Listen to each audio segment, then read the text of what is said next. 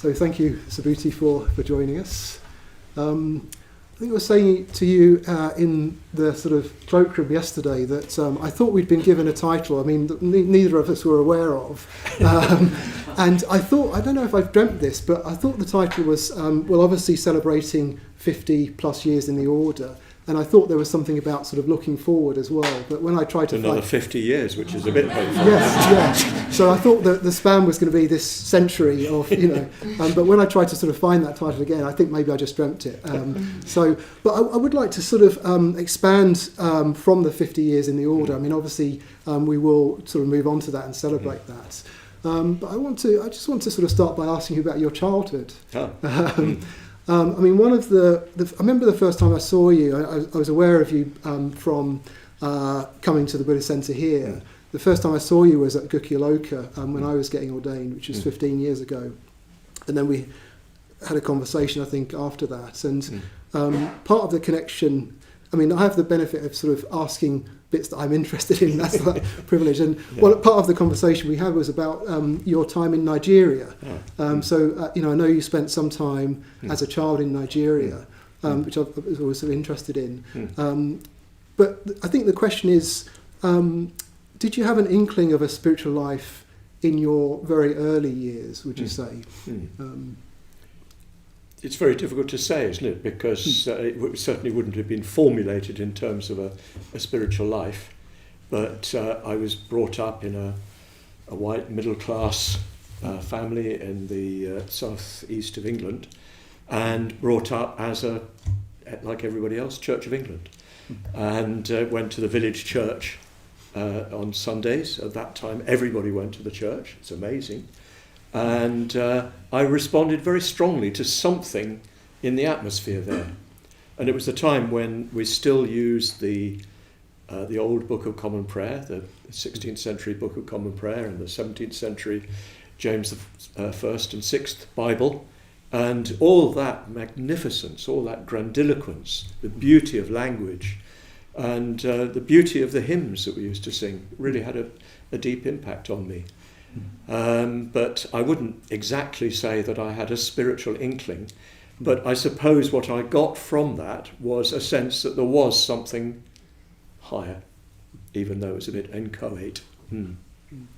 Yeah, it's interesting, isn't it? In a way I was sort of thinking, well, obviously there's the institutions of religion, and you've been talking this week about partly your early explorations of those different religions. So there's a sort of institutional side of the Church of England. And then sometimes it feels like there's, before we get sort of the sophistications of adulthood, there's a sense of something even sometimes that's sort of separate from the institutions that somehow gets we sort of lose along the way. So I suppose that I'm sort of asking, whether there was something, a sort of intuition or connection, even in those early days, even outside of the sort of institution of the Church of England. I don't think I can honestly say that there was. It'd be nice to say that. Yes, I've always been a Buddhist and all that. But it's not quite true. It was much more unthinking. Right. Yeah, and just going to church. I went to a boarding school where we had chapel twice a day and thrice on Sundays or whatever. And there was some sort of majesty and a sense of something numinous that certainly did take me. And then I suppose what did happen was that I found that the organised religion really failed me. I couldn't completely believe in it. I couldn't really connect with the idea of God, and I couldn't get anybody to explain to me what God meant. I remember asking the priest who was preparing us for confirmation what God was, and he gave me the immortal words, "I think of God as a sort of frog spawn." I can sort of see what he means, but... What does he mean? I think that's the subject of my next ramble. Okay, fine. Yes, reality as frog spawn. Yes, exactly. I suppose what he meant was some sort of essence which unfolds into everything. But I might be being charitable. You might have thought more of ponds, I don't know. Well, certainly memorable definition. So what age was that? Was that sort of 13, 14? Yeah. Okay. Yeah. And I did ask to be confirmed within the Church of England entitles you to take Holy Communion. And I really thought this was going to be a deeply spiritual moment. And the ceremony was conducted by a former Archbishop of Canterbury, who was still wearing the robes that he'd had when he was not an old man. And so this shrunken man in a sort of tortoise shell of elaborate embroidery and so forth. And I remember that the operative moment is when he places his hand on your head, thereby passing on the charisma. So this was the moment I'd been waiting for. But his hand was pretty shaky and it shook on the top of my head. So that rather spoiled the moment. And I didn't experience an epiphany of any kind. And I think from that point on, I began to realise this was not where I was going to find any sort of meaning. I mean, one of the first things I read before I sort of met you in person was actually this wonderful booklet, actually. So it's and one of the things you have just been sort of looking at it again today, and you talk a bit about something that happened at the age of 15, I think. And it's really interesting, hearing you talking about semi-monasticism as you have been this week, and the simple sort of communal life as you talk about it there. Because it sounds like at that age, from what you said in it's sort of unfair referring to something you wrote 20 years ago. But something I made up 20 years ago. That's right. But you seem to say that you had a sense that that's the life you wanted to live, even before you encountered the Dharma. So I don't know if you can sort of say something about that. Well, I think that probably what I spoke of was the strong sense I did not want a conventional life.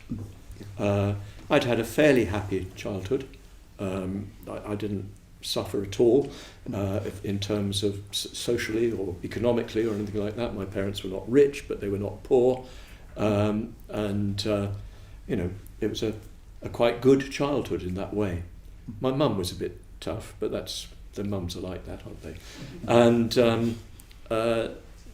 but I had a definite sense I didn't want to go that route. I didn't want to join conventional society, which at that time I would have seen in terms of what people of my class and background were expected to do. I went to an English public school, and there was a sort of expectation that you would become one of the rulers of the universe, as it were, even though the universe was no longer accessible to us, and the empire ending. But we were sort of brought up to think like that, and I definitely decided I didn't want that.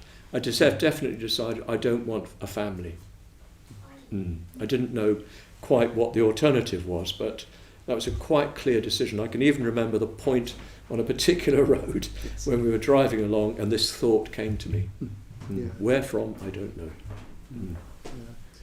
And it sounds like the shape that took in the years afterwards, the most immediate years, was in terms of studying philosophy. So you came to London, I think, and studied philosophy. And I don't know if you want to say something about that. Was that a result of that moment? So you talk about a moment on a road in Kent of realising that you weren't going to live a conventional life. Was that part of the sort of that sort of? Well, search? It's so easy to sort of look back from now at what happened, but at the time it was just this happened, then that happened. Yes, I began to rebel. As I say, I was at an English public school, and I began to reject that. By the main means available to me, taking up smoking and trying to grow my hair, which there was a systematic attempt to stop us from doing.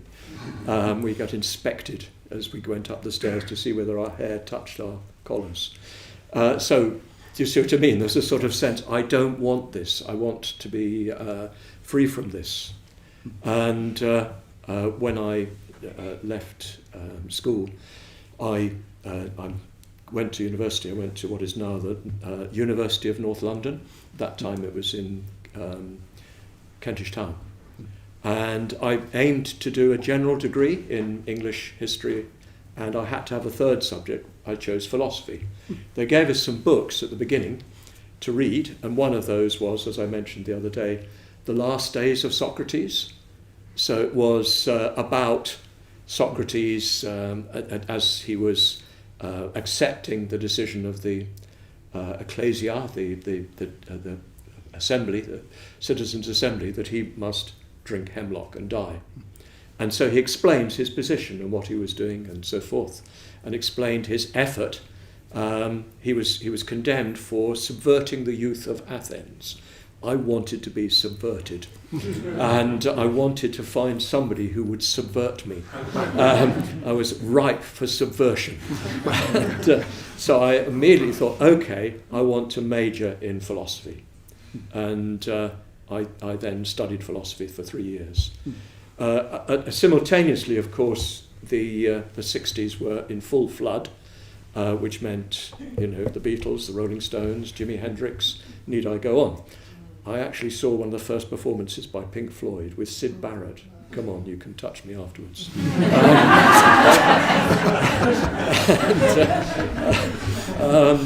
The sort of absolute revolution, youth revolution, which is hard to imagine because you all come from the other side of that revolution, as it were.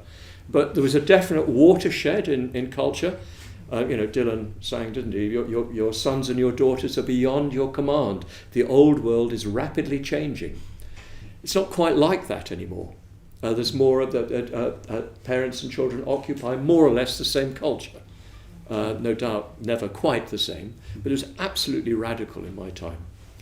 So at the same time as studying philosophy, I was, let's say, exploring certain substances. And exploring them not as religiously as some did, but fairly seriously. And I saw them as part of a philosophical quest, if you see what I mean, to some extent. Also, very good way to listen to music, of course. But I saw them as exploring awareness, consciousness. I wouldn't have said it like that, but trying to find out what things really were. And I think that feeling is one I can identify, even though I wouldn't have spoken of it. From a certain time, probably about 14, 15, early adolescence, I began to feel I didn't really know what this life was about, and I wanted to know. It was important to know, and that finding out what it was actually what I wanted to do, if you see what I mean. So yes, I was studying philosophy at the same time, engaging a little bit in LSD and other many marijuana, but as it were, trying to meditate with them, trying to understand life, as it were, through that. And in that context, I realised that all religion wasn't Christianity. So I then went and explored other religions and immediately hit upon the Buddhist scriptures and felt a deep affinity with the Buddha. So that was during that period of studying, experimenting, and it meant I didn't get a very good degree, so there wasn't a future academic career for me.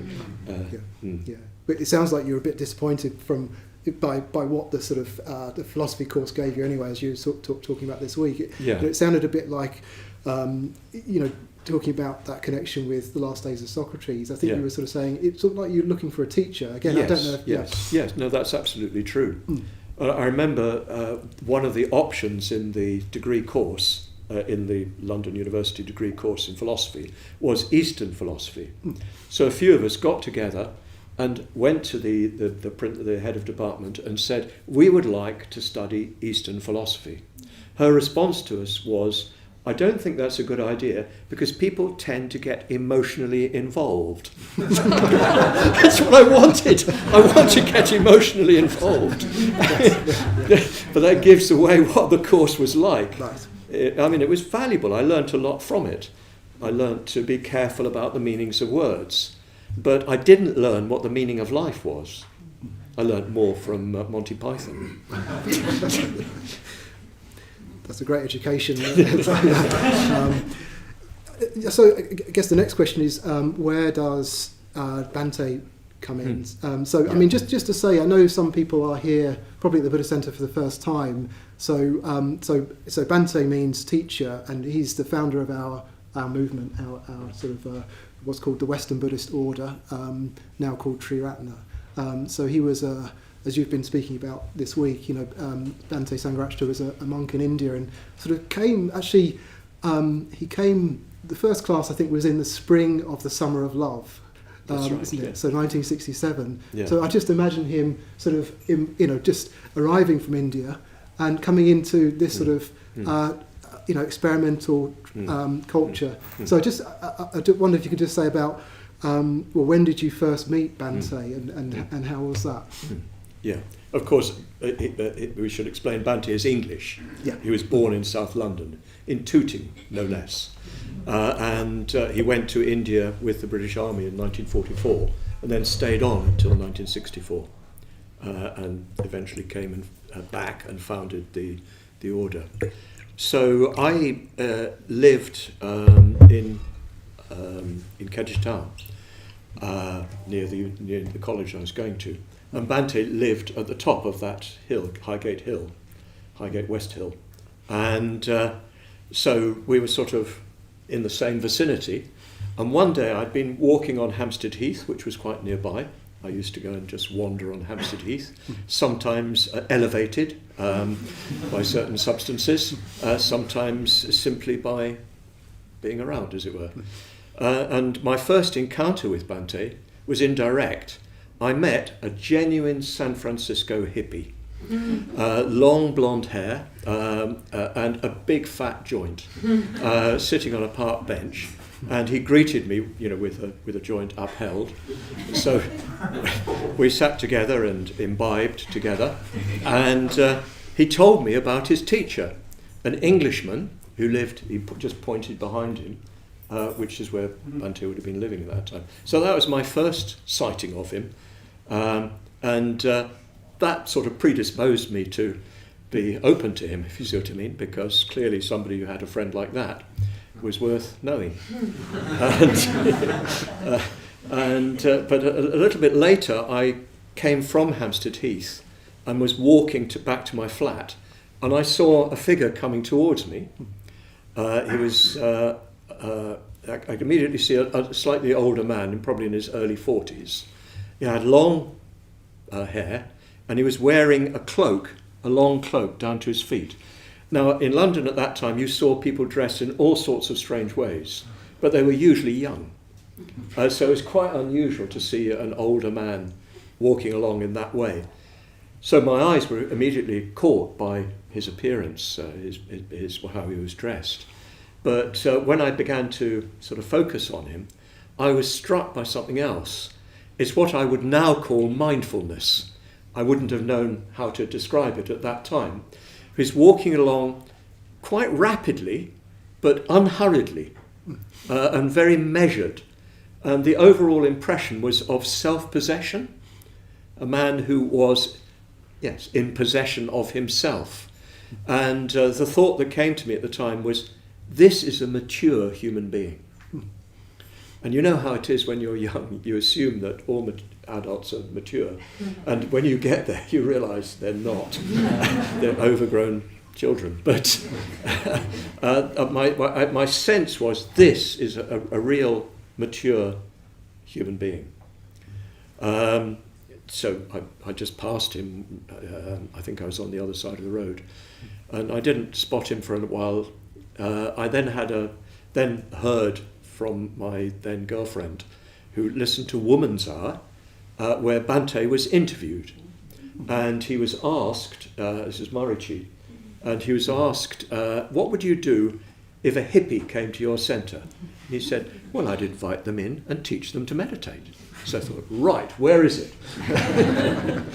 And so that was my next encounter with Bhante, in the centre of London, in Monmouth Street by Seven Dials, 14 Monmouth Street. And it was a shop that didn't seem to sell anything. It was a Zen shop. It sold nothing. It was owned by an order member who was a lacquer worker, so it was just his shop front for his work. And at the back there was a narrow winding stair going down into the basement, part of which was under the road. And so with great trepidation, I was an extremely shy young man, believe it or not. I was an extremely shy young man, and I tiptoed down there and went into what we now call the reception room. And it was crowded with people, which was already terrifying for a very shy young man. So I made for the notice boards, because that's what notice boards are for. Yeah. They're for shy people. Yeah. But out of the corner of my eye, I saw this man, this monk. I didn't immediately connect him with what I'd seen before. He was sort of lounging kind of mindfully, wearing his yellow robe, and the robe seemed slightly grubby, which was immediately attractive. He had long hair and big mutton chop sideburns, and the way I've often described it, he looked like a lion. He looked savage, he looked wild, but a lion who'd had a good meal, so you were safe, as it were. He was completely sort of at ease, and he looked me up, looked me down, looked me up, and grinned. So that was my first encounter with Bhante. And you came back. I mean, it sounds quite striking, and I love seeing images of Bhante at that time, because it's like he's uncategorizable, isn't he? Yes. So he's not the sort of image that we have of a monk, the long hair. No. So what happened? I mean, so you was it sort of immediately, okay, this is, I want to sort of get involved here, or it just... Well, of course, what happened was that we had a meditation, and he led the mindfulness of breathing, and I was very struck by his manner. It's just so mindful, very, very clear. I knew exactly what to do from his description. It was very simple, and the other thing is he just left us to it once he'd started. I wish people would leave us to it a bit more, but I immediately had dhyana experience. I immediately hit, when not all of you will know about this, but in meditation we aim to achieve certain states of mind which are sort of beyond the immediate physical senses. So I immediately hit that sense, that experience. I think mainly because of his presence, if you see what I mean, and what was coming from him. I wouldn't have thought of it like that. So I'm immediately taken with that. I'd tried various other gurus and not found that useful. But this immediately was what I wanted. It was so simple, so clear, so straightforward, so human. A little bit later, we had a question and answer session. It's quite a small room, probably the size of the cloakroom, maybe a little bit bigger, not much. And there were about 15 or 20 people there, quite a number of whom are now order members. And we were sitting round the edges of the room after the meditation for questions and answers. And he was sitting, as it happened, directly opposite me. And I was absolutely entranced by the way he answered questions. He seemed to grasp what the question was about immediately and give a very, very beautiful and urbane and cultured and clear response.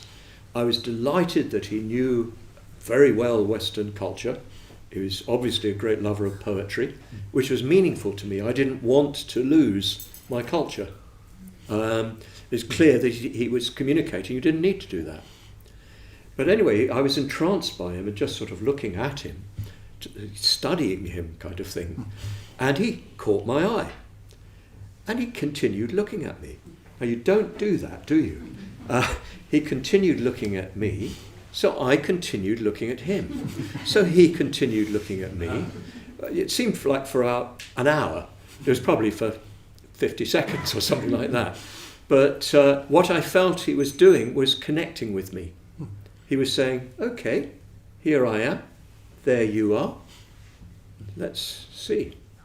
And I've sometimes thought of it a bit like a karate master with a white belt who comes in and it takes seriously. It says, okay, let's see what you can do. So it was challenging. It was very, very friendly, but very, very penetrating. I felt he really saw me. So of course I kept coming back. Yeah. There's a sort of sense of really seeing you. I mean, I just had the opportunity to meet Bhante sort of 3 times one-to-one, and I felt like he wouldn't sort of necessarily deal with what I was presenting if it wasn't real. Yeah. He would deal with what was actually there somehow more deeply. Yeah. I don't know if you want to sort of say a bit about early retreats, Subhuti, as well. It's very important. We often emphasise retreats at the Buddhist Centre. Very, very instrumental. What were those early retreats like, or your first retreat even? Yeah. Well, I must have come along in September, October for the first time. Then the first retreat was an Easter retreat, so April or so. It was down in Suffolk, in a big house that belonged to a Tibetan refugee foundation called the Ockenden Venture. And a lovely old Edwardian house with beautiful gardens. And about 70 people there. So I, with great trepidation, again, a very shy young man, I went along, and I remember the first evening there was a lecture, but it was a tape lecture. So Bhante was sitting there with a tape recorder beside him, and somebody switched it on, and you had Bhante's voice giving a lecture, which was pretty weird. And what I most appreciated was, Bhante's quite witty. He laughed at his own jokes. He enjoyed his own jokes. So that was the first evening. The next morning, he wasn't around. And of course, I was very new. I didn't really know what was going on. Eventually, I overheard that he'd been extremely ill in the middle of the night and had nearly died. He'd caught pneumonia, just come back from the United States. He'd been at Yale, giving a course at Yale. He spent the last night in Central Park and caught a chill, which turned into pneumonia, and he nearly died. In fact, he says that he felt that it's like a balance, and on one scale was death, and on the other was life, and they were absolutely perfectly balanced. But it was like a feather went on the balance of life. There's a lot more to the story, but you can read it in his memoirs. But I didn't know anything about that. I didn't really know the man. After a few days, I was only there for 2 or 3 days, we were told anybody who wants to see Bhante can go to see him. So, of course, I went and right up in the eaves, and he was lying in bed, looking like death warmed up, with this huge, cheeky grin on his face as I came in.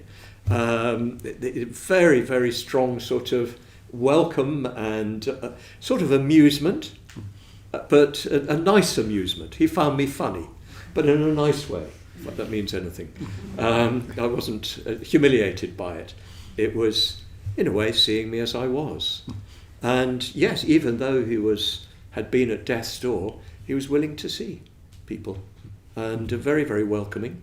I can't remember what we talked about. I was just so overwhelmed by the situation. It all went out of my mind. Yeah. But that retreat, even though he didn't participate in it much, made a deep impression on me. Very, very deep impression. Partly because we were doing a lot of meditation. We used to do triple meditations in those days, not like these namby-pamby days now. Knee breakers and first thing in the morning. And what I particularly found was that I made very, very deep friendships very quickly. In fact, Mangala and Dhammadinna are both around this centre. I first met them, and with Manjuvadra, who was at that time Dhammadinna's husband, and we formed a sort of team, as it were. Very, very strong connections. I'd got very good friends. I lived in a sort of community, but I experienced a completely different quality of friendship because it was based on our interest in the Dhamma, even commitment to the Dhamma. So that was what mainly I came away with, was the sense of new possibilities in human relations, which it was a deeply rewarding, and I wanted more of that. And were there order members around at that time? So, Bhante founded an order, and you've been talking about that this week, some of the aspects of that. So, a semi-monastic order. But so, and I know there were sort of ordinations around that time, weren't there? Or, so where are we in terms of the foundation of the order, I guess? Yes. I came along in 1969, so the retreat would have been 1970. The order was founded in 1968, but order members didn't really declare themselves. So after I'd been coming to the centre for a while, Bhante went to Yale. So the classes were then taken by Christine and Carl, who didn't wear a kesa. I later discovered it was Taranatha and Karuna, and I think Dhammapala was there too, who's back in the order. But they didn't really declare themselves as order members. But, I just accepted it as it was. On the retreat itself, I don't remember order members playing much part. They must have been organising, and Gautami certainly was there because she was a nurse, so she was working with Bhante during his illness. But I wasn't really conscious of an order. And there wasn't an ordination process. I think you're largely responsible for setting up the more formalised process. But so between 1970 and I guess 1974, that was a process of you moving towards joining the order. It covers a lot of ground, I think. But, my ordination process lasted 3 months. 3 months, okay. Yes. Right. Yes. It's not like that now, is it? Yeah. And basically, I asked for ordination. There's a story there. I went down to see Bhante, who had gone on a retreat down in the west of England, and I went to see him. And I hadn't got any intention of asking for ordination. But at some point in my meeting with him, I was so impressed by what he was. He was on retreat, and it was in a beach hut on a cliff overlooking the English Channel. And there's a big picture window, and he's sitting beside that window. So there's a vast sky and the sea, and he seemed to be part of it. He didn't seem to be different from it. And I was just deeply impressed by whatever was going on for him at that time, his state of mind, I suppose you could say. So I said to him at one point, well, I suppose I'd better ask for ordination. That was my ordination request. And what was the response from Bhante to that request? Probably a wicked grin. Yeah. No, I think he said something like, well, I'll be talking with the order members. Yeah. Then later I heard that the order members had a chapter meeting. There was only one order chapter at that time, and they'd been discussing me. I was mortally offended. How dare they discuss me? But anyway, they obviously thought I was ready. I was a bumptious youth, shy but bumptious. And you were you living in? You talked this week about those communities in Archway where you were sort of squatting in those houses, so is that where you went from, or where you were sort of training in a way, to use that sort of like slightly formal language? Where were you living, I suppose, is the question. What was your context? Well, I had moved to a place near the centre, a squat near the centre, which was a mixed community, as I said the other night, with the girlfriend with whom I was breaking up, which I do not recommend. And then a little bit later, I moved into the first men's community with Lokamitra, Devamitra, and a few others. And it was there that there was a sort of ordination process which Bhante had started, although he didn't call it an ordination process. We'd meet and discuss with him, or rather he would discuss with us. And then he handed that on to other order members. And it was in that context, that was my ordination process. It wasn't very searching, but I've not done badly, not turned out badly. Yeah. 50 plus years later. Yeah, 50 plus years later. I mean, I don't know if you want to say something about the ordination itself, the significance of ordination. Yes. Well, it's a moment that my whole life is based around, as it were. It's still with me in a certain sense. My private ordination is still going on in my psyche, if you like. So there are two parts to the ceremony.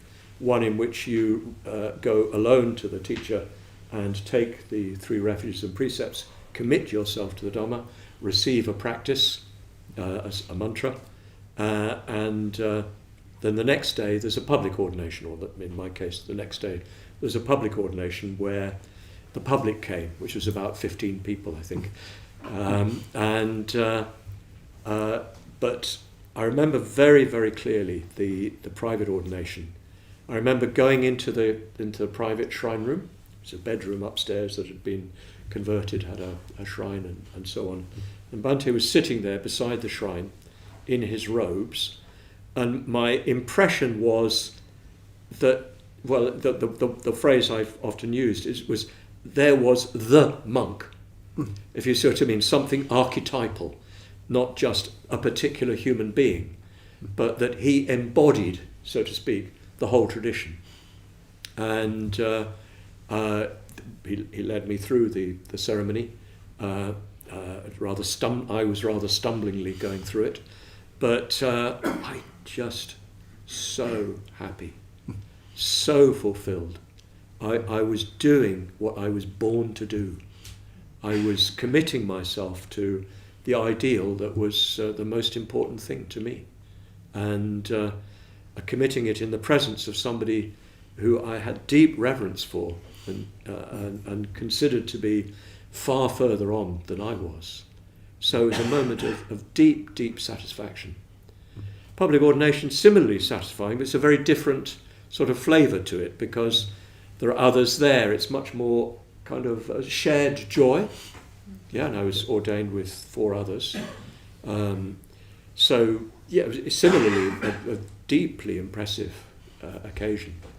One thing that sort of really deeply or stayed with me was the initiation, the giving of the mantra.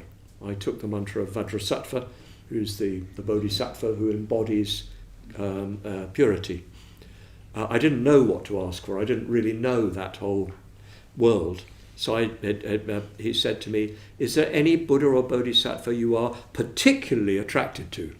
I don't know whether he meant to put that emphasis on it, but I took it that he meant particularly. So I had to say, no, I hardly know the gentleman. So he sort of paused for a moment and then said, okay, repeat after me. And he repeated this 100-syllable mantra. It's quite long. I'd never heard before, probably had heard, but hadn't really digested, and I stumbled over it all. But I felt I'd been given a charge of energy. And the mantra was the embodiment of the ordination, if you see what I mean. It was the manifestation of the ordination. And for months and months after that, the mantra was reciting within me. I used to go for long walks just reciting the mantra and sort of almost lifted off the ground, carried along by the mantra.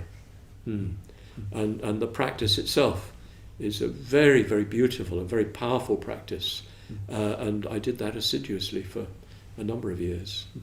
Not that I dropped it and didn't do it, I just moved on to another practice, which I did assiduously for many years. Yeah. So the mantra still resonating as a manifestation of the ordination, and sort of think about, often we talk about sort of institutions, and it's, well, it seems like, for example, the work on the LBC, which I guess was happening shortly after that, and really lovely that Attila's here as well somewhere, who was very instrumental in that project, so many others as well. But presumably that this project and so-called is an expression of that moment in the ordination as well in some ways. Well, my whole life subsequent to that has been a working out of the ordination. That's why I say it's sort of still alive for me. I'm still in that shrine room. I'm still there with Bhante. It's still happening. And I sometimes say that I don't feel I'm any more inspired now than I was then, or even that I understand things any better than I did then. It's just more stable. But what happened at that time was so profound that it remains with me. So yes, Bhante asked me to be the chair of the only centre that we had at that time, which was in North London. I was 25 when I was ordained, so I think it was 3 months later I became the chair of the first centre. So I was 26 by then, very old and long in the tooth. But he asked me to take on the chair. That was the ancestor of this place. And then we had to find a new centre. So I just threw my energy into it. I'm fortunate to be able to mobilise my energies very easily.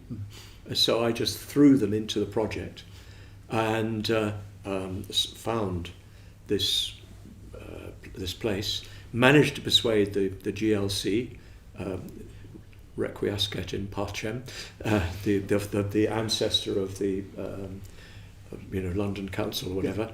I managed to persuade them that we could do it. I've no idea how we did it, because we really didn't have the resources to do it.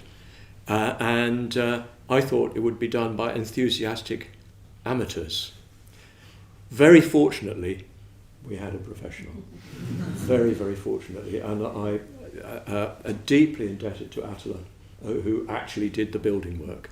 And pretty much had to do everything in it because there was nobody else with skills.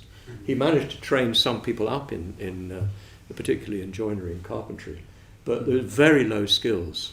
I was saying to somebody recently, we were blessed when occasionally an American would drop in.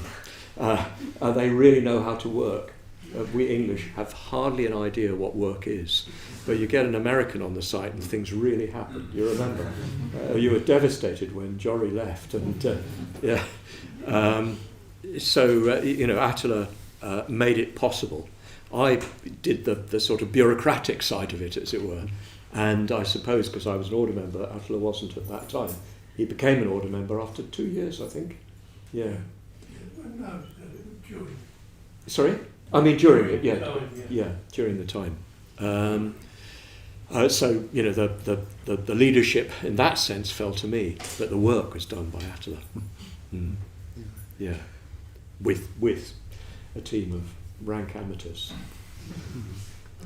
Yeah, but a really important partnership and an important friendship for me. Not always easy,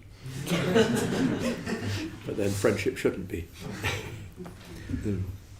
I'd like to ask about the connection with India as well, your personal connection, because so we have the Triratna story, which is one telling of our sort of history, and there's a story in there. I probably will get it wrong, but just after the centre opened, there were some order members who went to India at that time, and I seem to remember there was almost like a little. I sort of think of it as a ramshackle cavalcade down Roman Road as a sort of send-off. It might have just been one car or something like that, but sort of Buddhists, waving off people into India. But I just wonder about your personal connection with visiting India, because you visit it every year at least once, I think, don't you? Well, for those who don't know, just to explain, there was a movement of conversion to Buddhism by people who'd been considered untouchable in the caste system. And so in order to get out of that oppressive situation in the caste hierarchy, they converted to Buddhism, which has no caste, at least shouldn't have.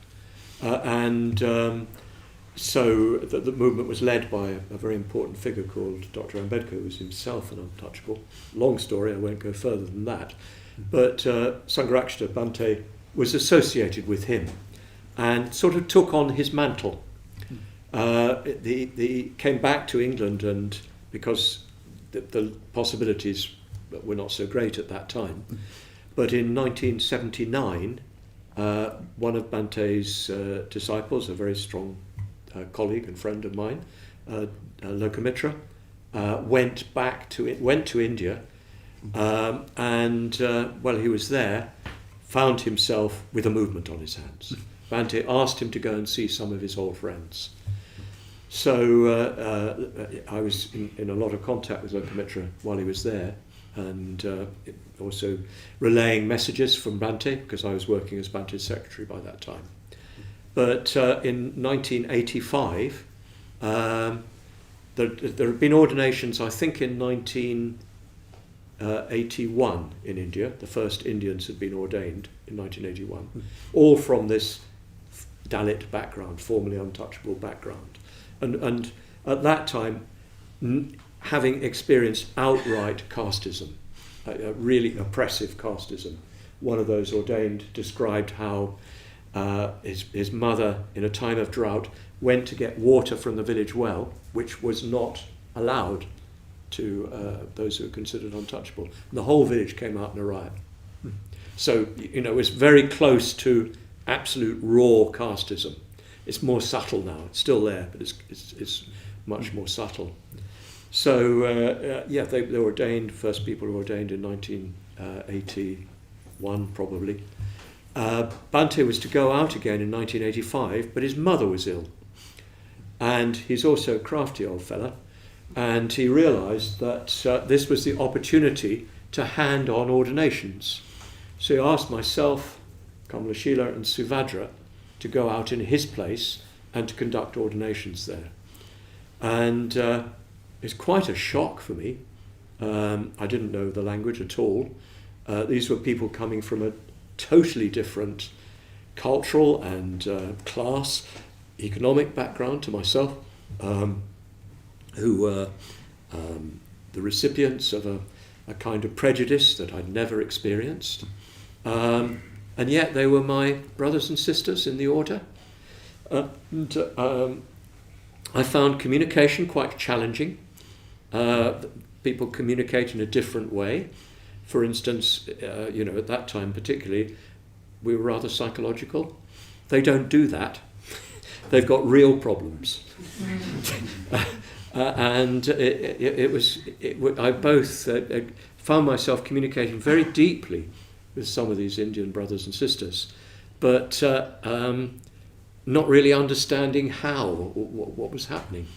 But I was immediately, I felt a deep affinity with what was happening. I read quite a bit of Dr. Ambedkar's own writing, so I found myself identifying more and more with his movement. Yes, I went out from then on, from time to time, and increasingly spending more and more time there. And over the last 20 years, more than 20 years, I've been spending up to 6 months there every year.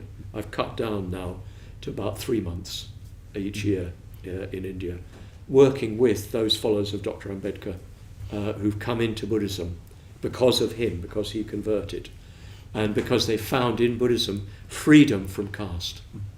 And that's the message they all give. You know, when they enter Buddhism, caste no longer exists. So I'd always had a sort of social awareness, not very clear.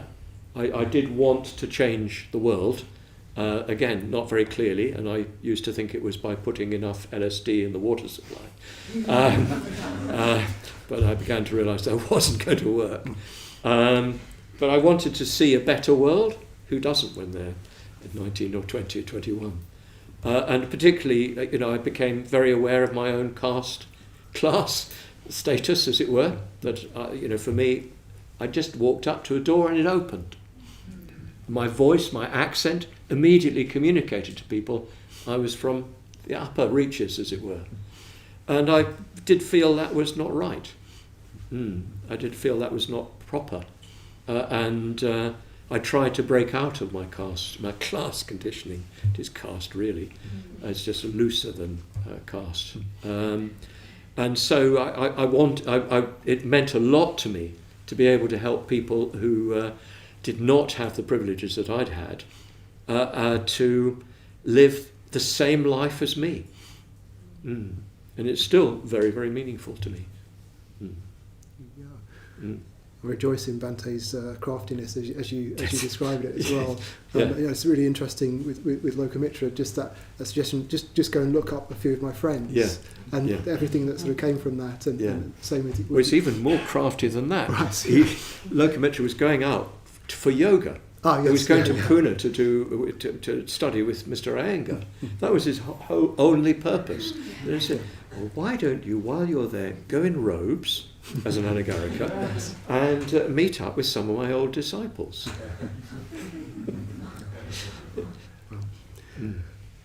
I want to ask you about that taking on of responsibility as well. So particularly for ordination, but more broadly. I'd like to hear more about that. I mean, one thing you said, which I found very helpful, is something like being asked to witness somebody else's going for refuge, as in their commitment to Buddhism, calls your own going for refuge into question. Yeah. And I find that so interesting, so helpful in terms of ordination, but in terms of just taking on responsibility as well. So I don't know if you could say more about that. Yes. Well, I was sort of born to work, if you see what I mean. I was born to do something, the extrovert and so forth. I wanted to do something. And one of the things I'm very, very grateful to Bhante for is giving me a task. And but it's not just an ordinary task. It's not an ordinary job where you can take responsibility. It's responsibility in the context of the Dhamma, with its ethical principles, its spiritual vision. And so as soon as you take on those responsibilities, there's a questioning of yourself. Am I really worthy of this? And of course, the answer comes pretty rapidly, no. But, who else? I'll do my best. I found myself trying to keep up that sense of questioning. I've had my periods of arrogance and so forth, of course. Intoxication of the power of being the chair of the LBC.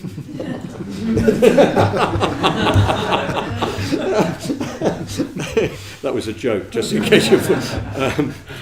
There's not a lot of power about, but sometimes you get a bit full of yourself, and so I get a bit full of myself. I'm sure you don't. Mostly I've tried to take on the responsibility in the light of the Dhamma, in the light of the principles of Buddhism, and especially in the light of ethics, and not always lived up to, of course. Especially we have in our order an institution which is what we call a chapter, where you are part of a group of order members who meet every week, and the whole purpose is to try to go for refuge to the three jewels, try to deepen your commitment to the Dhamma, and try to practice the precepts more fully. So that's always been a counterbalance, as it were, to taking on responsibility, because inevitably if you take on responsibility, people start to look to you, and you can very easily then become a bit taken at other people's estimation of you. Of course, there are always people who want to pull you down, fortunately or unfortunately. But yes, our order chapter and our friendships that we have with each other are an antidote to these responsibilities going to one's head. But I think for me, taking responsibility in the context, of course, of meditation, of study of the Dharma, of friendship and so forth, taking responsibility has been a major, if not the major, catalyst of my spiritual life. It's I was going to say forced, but it's required me to grow as an individual to the extent that I have. I think that taking responsibility is a very powerful means. In a sense, you're always trying to act in that responsibility on the basis of the Bodhisattva ideal, so that your own development is vitally important, but it's important in the context of trying to create the conditions for others to develop. So yes, I'm a great exponent of taking responsibility as a powerful spiritual practice. And yeah, just a few minutes left. Yeah. Pity, I'm enjoying myself. Well, it's yeah, always nice to talk about absolutely, yourself. yes. I feel we're just getting started. I just want to ask about, if I may, about Srimala. It's partly, you talk a bit about Srimala in this booklet. Right. Partly you've been talking about, lifestyle. And partly, I'm an order member who's married to another order member. Our living situation at the moment is, so Danitar lives in community at the moment, I live on my own. So it's not a sort of conventional sort of life. But I just wonder, I don't know what I'm asking particularly, but I suppose I reflect You're how... just curious. I reflect, so just an example, so this class, the Thursday evening class, sort of started a year or so back, and people sort of say, oh, well done for starting that class, sort of I myself sort of started it, and others. But I think really Danitar sort of forced me into starting it by sort of setting things up behind the scenes. So I just use that as a sort of an example of my relationships or whatever, and how do they support our Dharma life? So someone's just interested in that sort of area. Well, of course, the question is, do they support? Do they? Yes, this question. Yeah, yeah. Because to some extent they may not. Yeah. It depends how you engage in them, because they can become simply folie à deux. Just us against the world, as it were, or a lot of projection and so forth. So I think that Srimala is, I suppose the technical term is partner, although we don't actually live together. We have two separate houses which are part of the same property, which is the only way I could do it. And I may say, even more, the only way she could do it.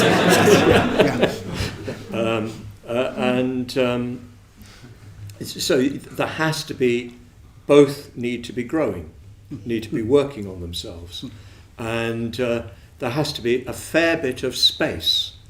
So Srimala has her own life, I have my own life. We have very good communication between us. We share a lot. I'm away a lot, but yes, it's really important, I think, if you choose to live that way, that you have a lot of separate space, and that you each are trying to grow. You're each engaging in the spiritual life. Srimala's a very different character to me. She's, in Myers-Briggs terms, she's my absolute direct opposite.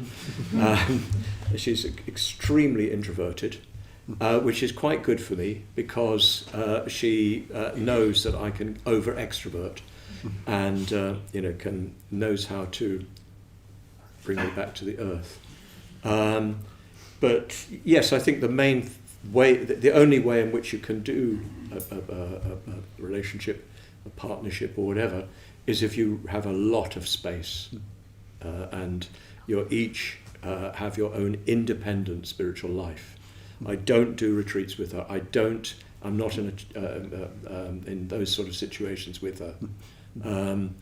It's not good for either of us. There's the space to grow, and we're both very clear about that. Yeah. Thank you. Maybe the final question is, in a way, is a nod to the second part of the conversation. Maybe I imagined it, but the future, the 50 years future. I mean, my way into that is just to ask you about the visit to Mexico and Latin America. And I know you've written something about that recent trip, and it's just a way into sort of looking forward, I guess. But if you want to say something about that trip and your thoughts about that.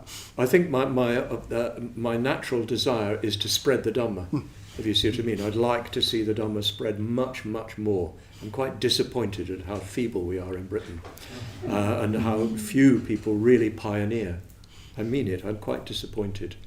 But so, I take what opportunities I can to encourage development. And I ordained the man who started our activities in Mexico 30 years ago, Upekshimati, who should be rejoiced in, and I ordained one of the main men's public preceptors, Nagapriya. Upekshimati particularly has been badgering me to go out there for a long time, So 3 years ago I went out there just thinking I'd go, congratulate Upekshimati, eat a bit of tortilla and to come home, as it were. But I found myself absolutely entranced by Mexico. I've never felt as at home anywhere. Immediately felt at home. Difficult to explain. I think it's partly because of India, and I say that Mexico's like India with the volume turned down. And there are not so many people. They're pretty noisy, but not as noisy. They're quite chaotic, but not as chaotic, etc.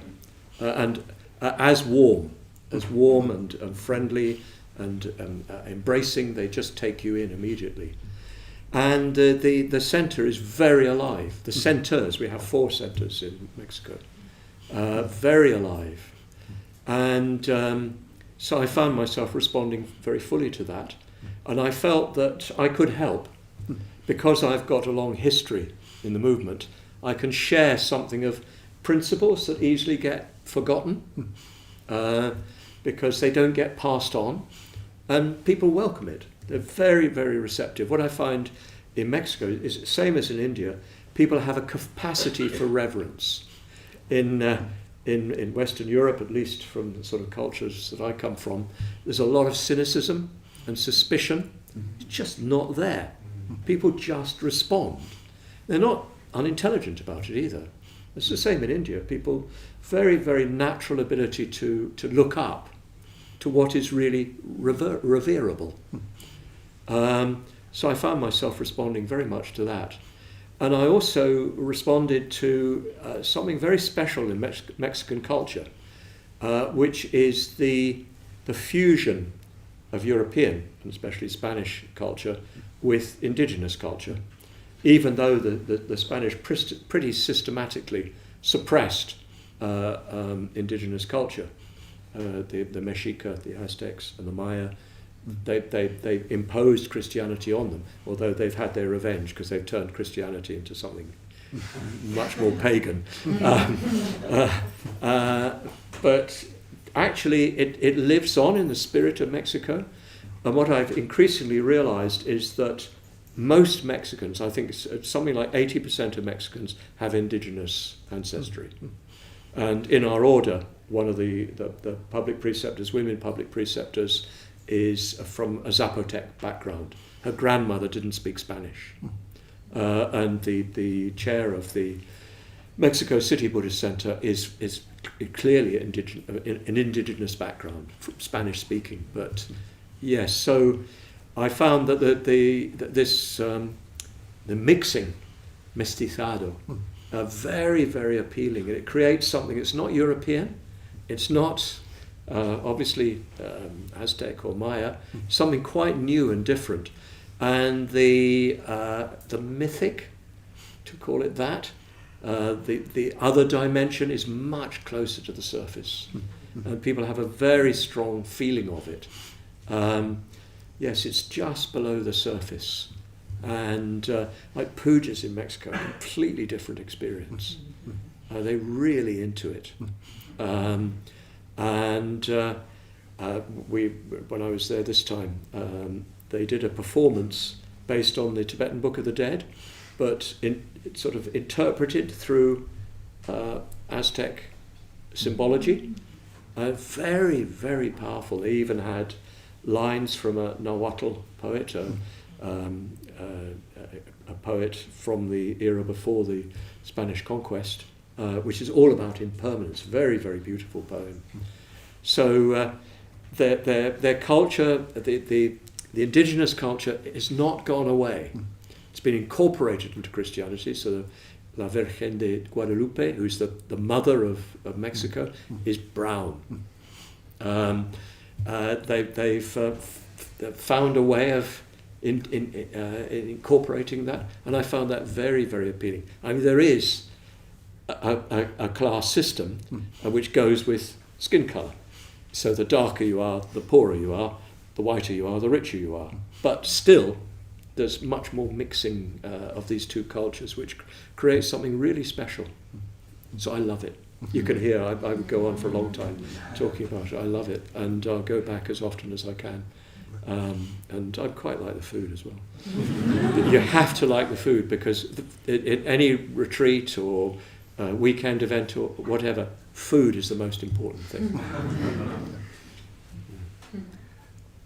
I would love to carry on. Yeah. But The maybe food is more important. well, exactly. It's calling.